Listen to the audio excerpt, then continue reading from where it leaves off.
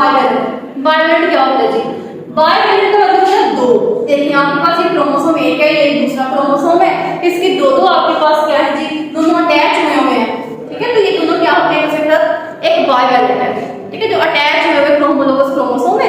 Homologous chromosome दो हैं, तो ये दोनों एक दूसरे के साथ हासिल क्या बाइवैलेंट है। लेकिन अगर इन्हीं सिस्टर क्रोमैटिड्स को सबको सेपरेट आउट कर दिया जाए तो ये अलग-अलग हो जाएंगे, और जैसे ही अलग-अलग होंगे तो चार क्रोमैटिड्स बन जाएंगे। इन चारों क्रोमैटिड्स को हम क्या कहते हैं, टेट्राएड्स कहते हैं। यानी कि जो दो जोड़े पेयर्स के फॉर्म में होंगे वो बाइवैलेंट कहलाते हैं, और दोनों जो सेपरेट होंगे इनको हम क्या कहते हैं, टेट्राएड्स कहते हैं। तो स्टूडेंट ये हमारे पास आज का मेन टॉपिक था प्रोफेज, जिसके अंदर हमने पहले मियोसिस के बारे में बात की। मियोसिस में एक डिप्लॉइड सेल्स होता है, वो चार डिप्लॉइड सेल्स में कन्वर्ट हो जाता है।